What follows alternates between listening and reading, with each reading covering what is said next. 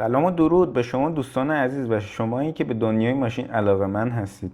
این ویدیو مخصوص شما، چرا که امروز اومدیم با هم دیگه یک شاهکار آلمانی رو بررسی کنیم. پس تا آخر ویدیو با ماشینی که امروز اومدیم با هم دیگه بررسیش کنیم چیزی نیست جز BMW M5، یک شاهکار آلمانی، یک سدان اسپورت لوکس که هم برای لذت رانندگی ساخته شده، هم برای ترکوندن پیست.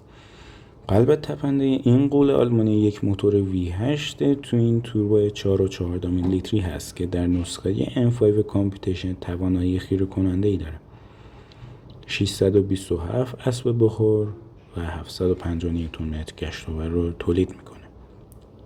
این نیرو از طریق یک گیربکس 8 سرعته اتوماتیک M استپترونیک به چرخ‌ها منتقل میشه و نتیجه اش شتاب 0 تا 100 فقط توی 3.4 ثانیه است. حداکثر سرعت این هیولا به 305 کیلومتر بر ساعت میرسه، ولی اگر محدود کننده الکترونیکی رو بردارید قوقایی به پا میکنه.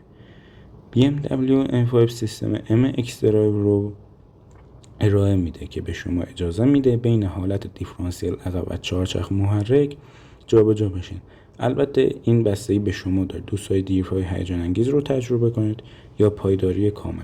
از نظر طراحی هم که بهتون نگم، M5 با کیت بدنه عضلانی و اون جلو پنجره معروفش به همراه دیفیوزر عقب و 4 خروجی اگزوز بزرگ حسابی شخصیت اسپورت خودش رو به رخ میشه.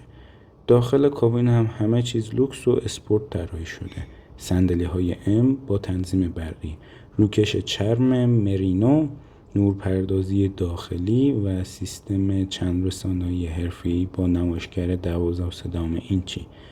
ترمزهای سرامیکی M و سیستم تعلیق تطبیقی هم باعث میشه که M5 نه تنها سریع بلکه فوق‌العاده پایدار و مطمئن باشه. در کل BMW M5 ترکیبی از راحتی یک سدان لوکس و هیجان یک خودروی سوپر اسپورت هستش که به شما هدیه میده.